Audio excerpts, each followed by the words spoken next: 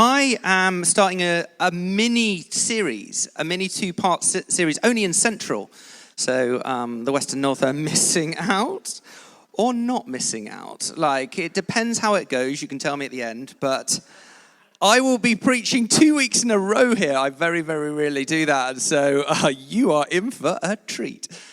But I am going to be preaching on the book of Esther. So a little two-parter in the book of Esther.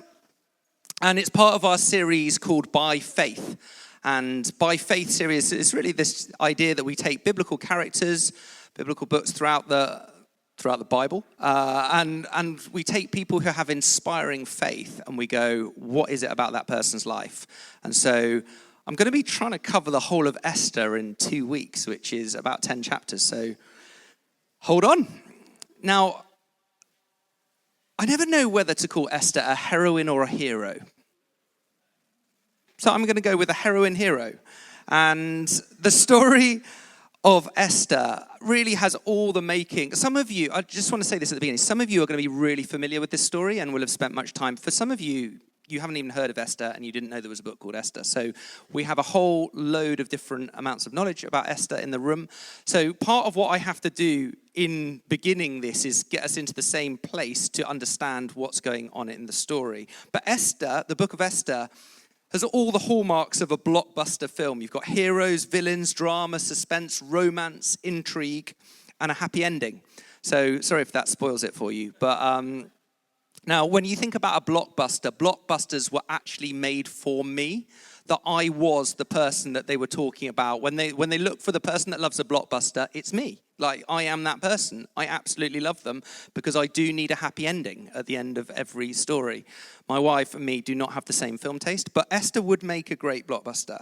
And it's the story, really, of how one woman saves a nation and how God used the courage, the influence, the beauty of Esther to protect God's people. Now, for those of you that are unfamiliar with this book is unlike any other book in the Bible. For instance, God is never mentioned throughout the whole 10 chapters, which is quite unusual in a biblical book. But this is actually known as a brilliant literary technique. And a guy called Tim Mackey, who oversees the Bible Project, which is a brilliant resource for any of you that haven't come across that, he says this about Esther. He says, it's an invitation to read this story looking for God's activity. There are signs of it everywhere. The story is full of coincidences and ironic reversals, and it forces the reader to see God at work, orchestrating all things.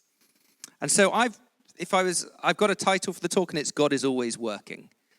Whether we can see it or not, whether we can feel it or not. And you might have walked in here today being like, where is God? God, where are you in my circumstances? I do not know what's going on. And I would want Esther to be a deeply, deeply encouraging book to you, that although you may not feel it and although you may not see it, God is always at work. And that's what we see in the book of Esther. Suddenly you're like, oh, God, now it makes sense. But for a long time, it doesn't. To give a bit of context, this story is set 100 years after something called the Babylonian exile. I use that word regularly. But the Babylonian exile is really this moment in Israel's history where they're conquered and they're attacked and they're carried away by the Babylonians. And so they effectively, the Jewish nation in this moment is dispersed across Persia. And what would happen is they would take your brightest and your best and take that out of the place where they were and relocate it. So the people of God are just all over the place. They're all in different spaces, different communities. And we pick up this Jewish community living in Susa, the Persian capital. And that's where the story finds its beginning. Let me give you a few key parts of the story. There are 4 key characters that you need to know about. There is Esther, there is Mordecai. These are like the hero and heroine of the story. And then you have the king of Persia, who is called Xerxes. And he's pretty weak generally. Actually, through this story, he doesn't come out well. And then you also have the cunning villain, the Persian official Haman. So those are kind of the 4 main characters in the story. And the story starts with King Xerxes having 180 days of showing everybody how incredibly rich he is. So he was not insecure at all. That's the thing you need to know about Xerxes. It didn't have a problem with insecurity. Can you imagine 180? I mean, it's half a year of showing people how rich you are. It's pretty ridiculous, isn't it? And so the culmination of this 180 days is he decides to do a banquet for 7 days, a 7-day feast. I think the equivalent would be an all-you-can-eat in Magaluf now. All you can drink, all you can eat, and a week away. That was the closest I could come to a week-long banquet in our context. But I'm always trying to bring things into our context. Can you see how I've done that? Anyway, at the banquet, Xerxes gets ridiculously drunk. And he was probably drunk for about 7 days, actually. And he begins to boast about how he has the most beautiful queen, Queen Vashti. And in his drunken state, he thinks it's a brilliant idea to invite out his queen to show all of his mates, basically, and everybody that he's trying to impress, how beautiful Queen Vashti is. Now, unsurprisingly, Queen Vashti turns around and is like, I really do not want to come to this invitation. Thank you so much, but I'm not coming. And it causes crisis. At this time, you'd have to realize it's a shame on a culture. So the queen turning around and saying, I'm not coming, was a really big deal because it undermined the king's authority. So he gets together all his cronies, maybe the wrong word, council, let's go with that. He gets together his council and they have a chat about it. And they decide to strip Queen Vashti of her title and her queenship. They're like, because of what you've done, you are no longer the queen. And then hence starts the next bit. So the search for a new queen is on. Commissioners are sent out into every part of the Persian Empire to find the most beautiful maidens, to bring them to the king's harem, probably. And so from across the nation they come. And then there is a year-long beauty pageant whereby they all try and win the favor of the king. We pick it up in chapter 2, verse 17. It says, Now the king was attracted to Esther more than to any of the other women, and she won his favor and approval more than any of the other virgins. So he set a royal crown on her head and made her queen instead of Vashti. And the king gave a great banquet. There we go again. He's banqueting again. Esther's banquet for all his nobles and officials. And he proclaimed a holiday throughout the provinces and distributed gifts with royal liberality. Story feels a bit shallow at this point, doesn't it? If we're honest, it's a bit disappointing. It's like, man alive, this feels like our culture. This is so disappointing. The beauty pageant, we've seen it all before, hasn't it? It's scarily familiar to all that we see on telly. And you can even imagine the backstory of Esther being told, because actually Esther had lost her parents at a young age, and Mordecai, who is this other character in the story, is her uncle. He is her niece. She is his niece. And so her uncle Mordecai looks after Esther. Now, a really key aspect of this story that you need to know is that up to this point, Esther never mentions to the king that she's Jewish. So Mordecai and Esther decide to keep this secret. So this is never mentioned. And the story is beginning to heat up. This is where the villain Haman enters the story. Haman in chapter 3 becomes the number 2 in the kingdom. And the king begins to honor him above everybody else. And so Haman, all of this power goes to his head, and he decides, do you know what? I want everybody to bow down to me because I've got all the power, which was fine for most people. They just went along with it. But Mordecai, who is Jewish, at this point goes, I cannot bow to you, Haman, because that would go against what my God thinks. And so he refuses to do so. And in his arrogance, Haman then decides to plot against him. And he tries to murder Mordecai by coming against the whole of the Jewish people and saying, actually, he goes to the king and says, can we exterminate the whole of the Jewish people? And the king goes, yes. So, awful, terrible moment that Haman's convinced King Xerxes that the exiled Jews were his enemies, and then hence they should all be killed. To sweeten the deal, Haman tells the king that all the Jewish wealth would be confiscated and a certain portion of it would end up in the king's treasury. The king didn't really want to be bothered by details, and the king said in Esther 3:11, the money and the people are both yours to do with as you see fit. So in this moment, again, I mentioned about the weakness of the king. He just kind of rubs his hands, doesn't he? He's like, okay, get on with it. You're the number 2. You do what you want. This isn't my problem. You crack on. So Haman issues a royal decree that on March the 7th, less than a year away, the people of Persia had permission to kill every Jew without penalty, and they could take all of the Jews' possessions for themselves. This decree was sent out across 127 different provinces of Persia, from the borders of Egypt to the borders of India. So can you see what a huge and tragic moment this is? The date has been set and time is now ticking. This is the background to where we find ourselves.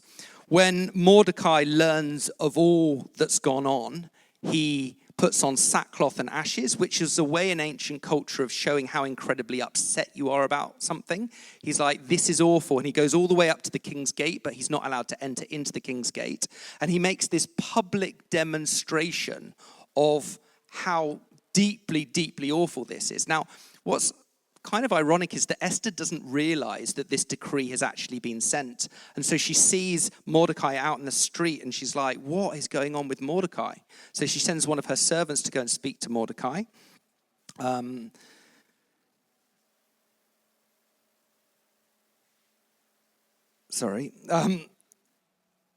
And what followed was a flurry of couriered messages between the two. And I want to pick it up in chapter 4, verses 9 to 17. And this is where we're going to be kind of spending most of our time today.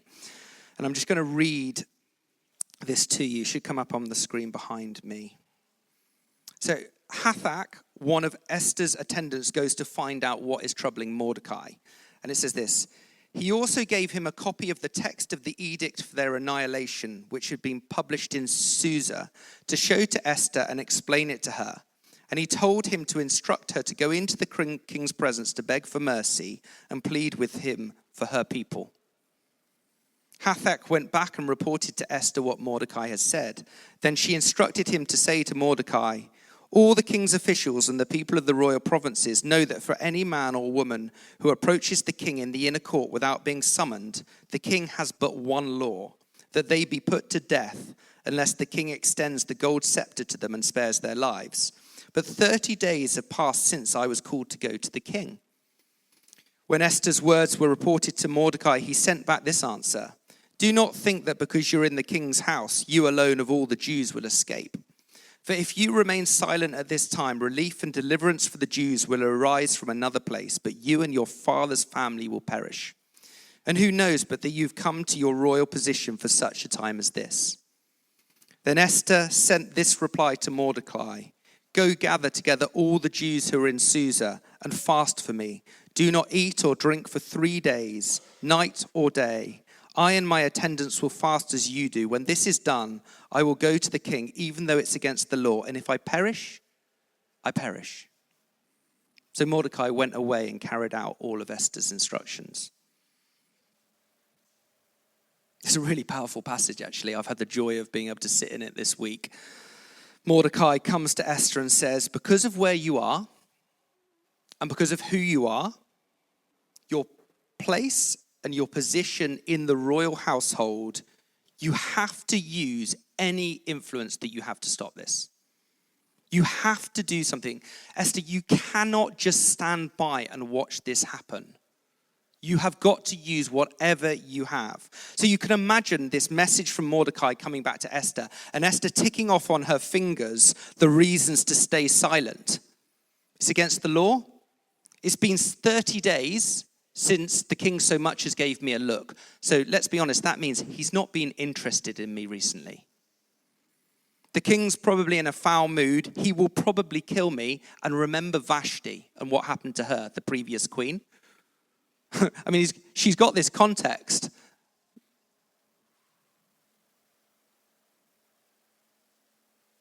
Do not think, because you are in the king's house, you alone of all the Jews will escape. For if you remain silent at this time, relief and deliverance for the Jews will arise from another place.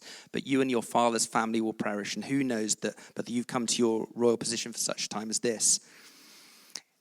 This couple of verses by Mordecai is so brutal, isn't it? On the one hand, it's brutal. And on the other hand, it's really faith-filled. He's gone from sackcloth and ashes out in the street to this point where he's declaring, our God is going to save the people anyway, Esther. That's what he's saying, isn't he? He's like, For if you remain silent this time, relief and deliverance for the Jews will arise from another place. So God is going to act. So Mordecai, this is such a faith-filled moment from Mordecai. But actually, Esther, this is your moment. God's brought you here for this time. An even better translation, I think, of the verse is, who knows if you are not brought to the royal position because of this? Different way of translating this passage. With an Old Testament book, you always have to be careful in terms of when you read stuff into it and then extrapolate it into our context. Do you know what I mean? It's like, well, we can just take that straight out of here. But I do think there are a couple of threads that I just want to draw out from these passages. The first is this: God will use us in the places that he puts us.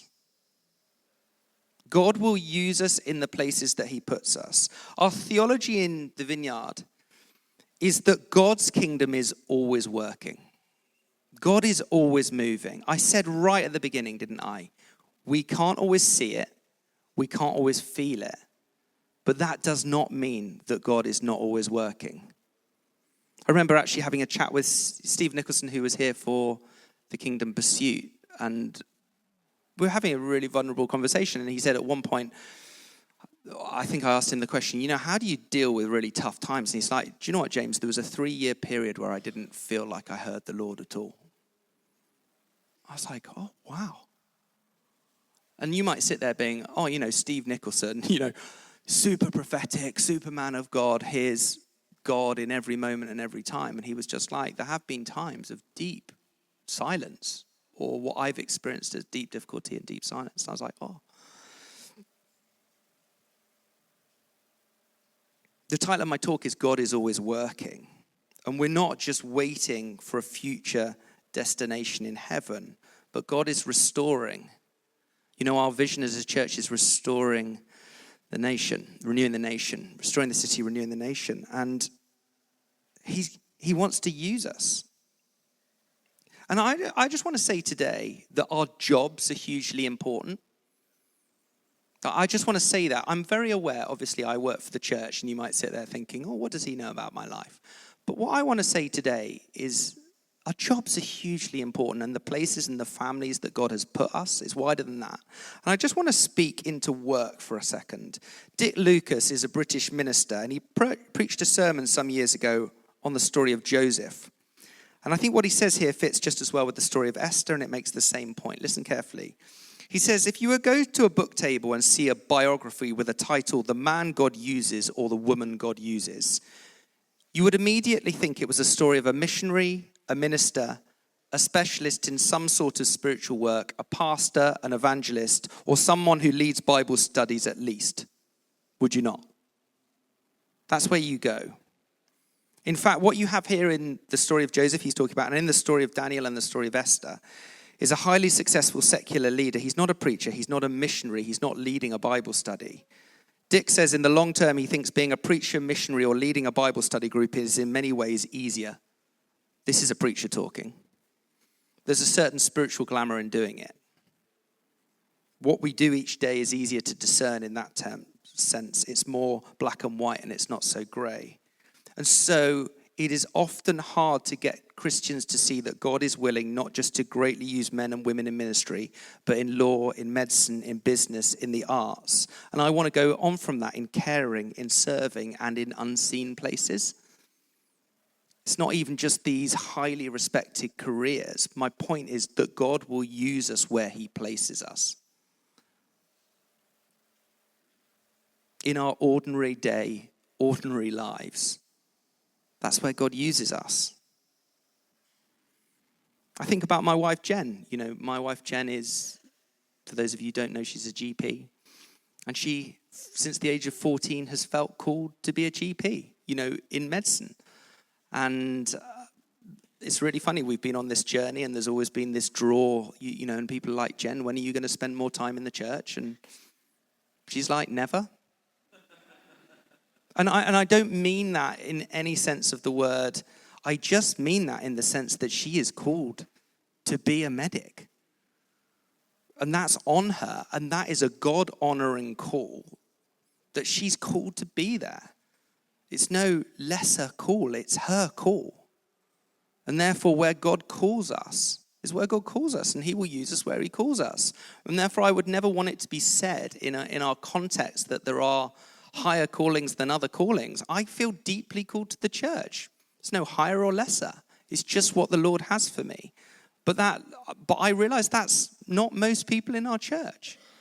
And for you, I just want to really encourage you in your work today and say it's really, and even if it's not a job, but it's looking after the family, it's looking after your kids, it's looking after your elderly relative, like whatever it is, if God has placed you there, that's where God has placed you. And so I just want you to hear that today. And as we look at the story of Esther, it's funny, I've just been wrestling with that. I bet we sit there and go, oh, wasn't it amazing that Esther was the queen? Actually, what she was called into was probably pretty grim, wasn't it? You know, when you stop and think about it, the king probably had a massive harem that he was waiting for. And, you know, she says in the story, I hadn't been called to see him for 30 days. That means she's probably out of favor in some way. And all that going on is that Esther, I don't think she necessarily was like, yes, I've made it, I'm the queen. I think we often read the story thinking that.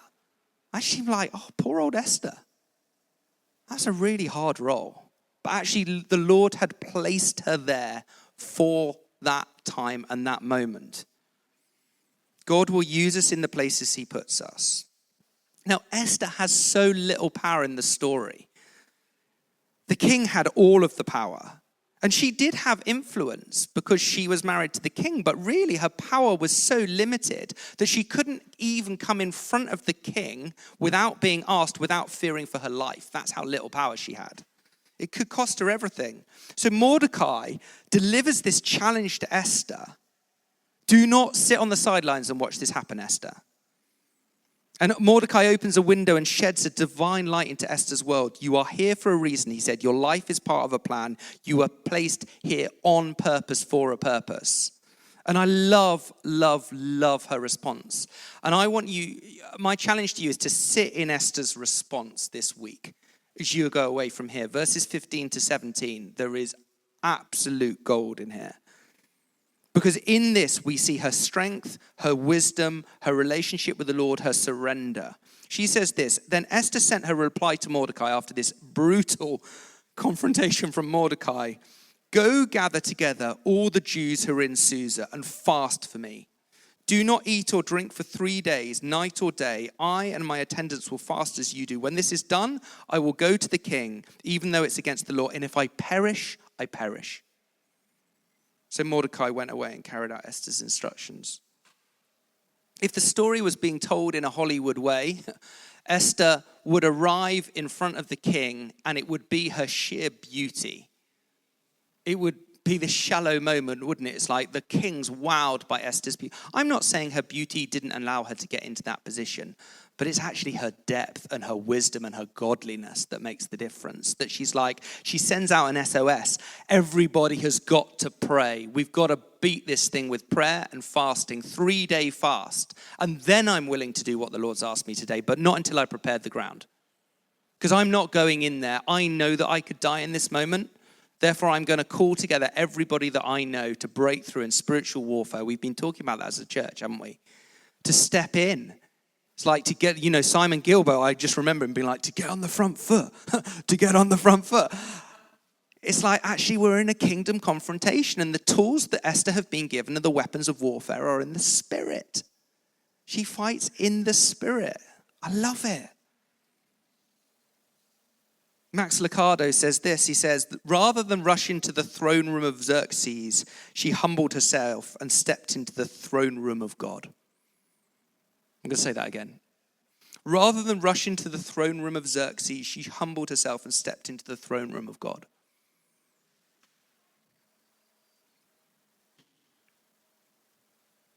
In this moment, we just see who Esther really is. Yes, she's beautiful. But she's so much more. She's godly, she's brave. Her identity is secure. I will call a fast. We will pray. I will step into the throne room, and if I perish, I perish. In the throne room, I think a couple of things happen. The first is this. And when I'm talking about the throne room, I'm talking about God's throne room. Firstly, we understand grace, grace, grace. That's what happens when we get into the throne room. Grace, grace, grace. Mordecai is saying, you didn't get here except by your beauty. Your beauty wasn't something you earned, it was given to you. This door of opportunity wasn't something that you produced. And Esther could have said, just like many of us would, but I worked hard and I earned it. That's generally most people's feeling. In most of our contexts, it's like, yeah, but I earned this. It's like, we have not understand the grace of the Lord. We have not understand how he has enabled us to be in the places and positions that we have, how he has orchestrated things, how he's been working behind the scenes. We think it is all about us. And the Lord's like, you do not understand. What happens when you get in the throne room is you sit there and go, it's grace, grace, grace. My gifts, my abilities, my talent, my family, it's your grace. It's your grace. It's your grace. It shifts us. I felt like I'd finished my talk and I felt like the Lord speak to me just as I was doing my hair this morning. I genuinely had washed it. So that's what I mean when I say I was doing my hair. Or what's left of it before any of you. He said this, like this is just a side note. God doesn't only use our gifts and our talents and our families and all of those things. He also uses our pain. Felt like the Lord really speak to me just as I was like, oh, he also uses our pain and the places of lack and the places of brokenness. Because he's a God who redeems. And I'm aware some of you are like, I have too much pain and I am too broken. And I would want to say to you today that the Lord will use your pain if you let him redeem it. He will not if it is not redeemed. It has to be brought into the light. Often the places where we minister most powerfully is out of our area of greatest brokenness.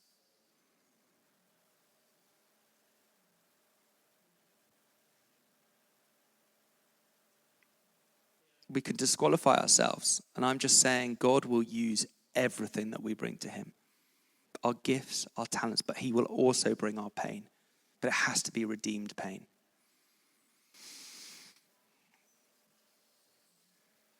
Grace, grace, grace. Secondly, the drive is not Esther. It's Jesus. That's what we have to be careful about in Old Testament books, that we sit there and we're like, I just want to be more like Esther. Like, no, you don't want to be more like Esther. You want to be more like Jesus. It's not live like Esther, our discipleship framework, just to be clear. Live like Esther. Because the truth is, none of us are probably going to encounter the same things that Esther encountered. Oh, it's such a unique story. The key is being willing to surrender our position, our success, and our glory, because otherwise it owns us. What I mean by that is, many of you in this room will do important things. We all do important things, but you know what I mean. In terms of the world's view of success, many of you would be quite successful. But what I'd want to say to you is that the Lord wants to redefine your definition of success.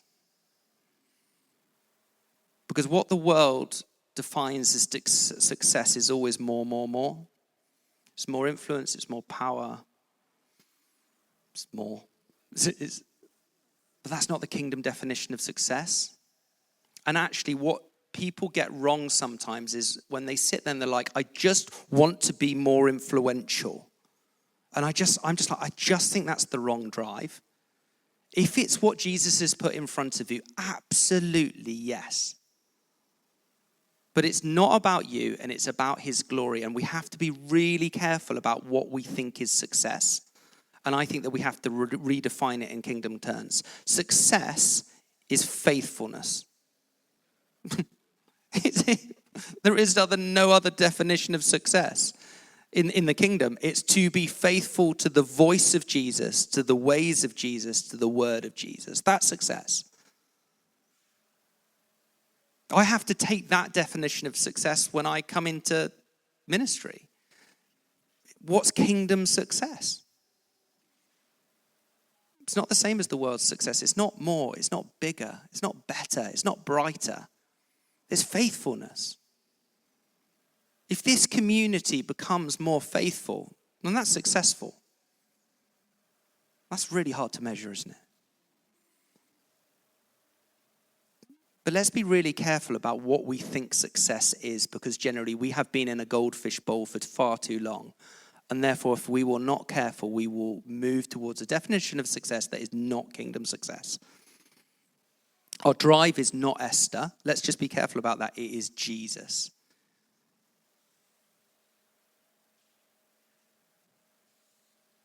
Esther becomes a person of greatness not by trying to become a person of greatness. And we will become a person of greatness not by trying to become a person of greatness, but by serving the one who said, for your sake, Father, thy will be done. It's different, isn't it? So just in finishing, God is always working. Whether you can see it, whether you can feel it, whether you walked in here and you're like, I don't know where you are, Lord. He is always working. God will use us in the places he puts us. And if you are working today, or you're a mum or dad looking after your children, whatever the work the Lord has given you to do it brilliantly, as if serving the Lord. And then we have this throne room identity. We understand grace, grace, grace. And the drive is not Esther, it's Jesus. So why don't we stand and I'll just pray.